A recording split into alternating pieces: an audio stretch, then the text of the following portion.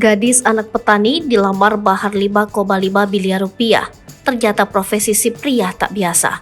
Gadis anak petani dilamar dengan mahar 5,5 miliar rupiah oleh seorang pria yang ternyata pekerjaannya tak biasa.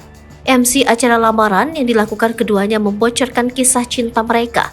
Ternyata keduanya tidak berpacaran hingga langsung mengadakan pernikahan.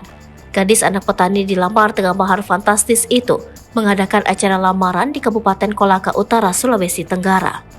Kisah viral ini dialami wanita bernama Nurmaina, warga desa Landolia bersama calon suaminya Fitra Yudi.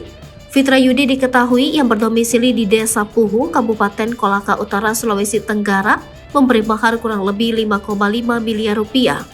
Mahar tersebut terdiri dari uang tunai sebesar 1 miliar rupiah, rumah bertingkat plus sertifikatnya senilai 4,5 miliar rupiah di kota Kendari, 40 gram emas, serta sebuah telepon genggam merek iPhone seharga puluhan juta rupiah.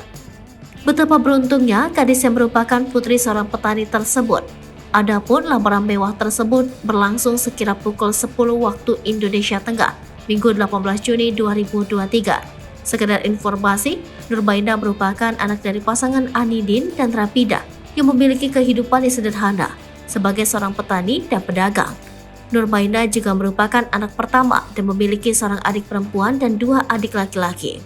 Setelah ditelusuri lebih jauh, rupanya calon suami Nurmaina bukan merupakan sosok dengan pekerjaan biasa saja.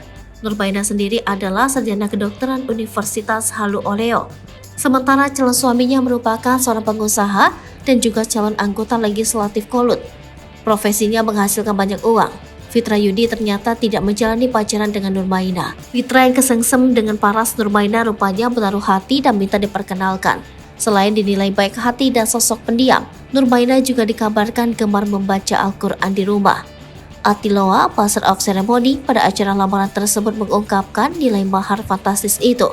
Uang 1 miliar rupiah diserahkan langsung saat lamaran, berikut sertifikat rumah bertingkat yang dikemukakan terletak di kota Kendari. Kini keduanya akan segera melangkah ke jenjang berikutnya, yaitu menikah.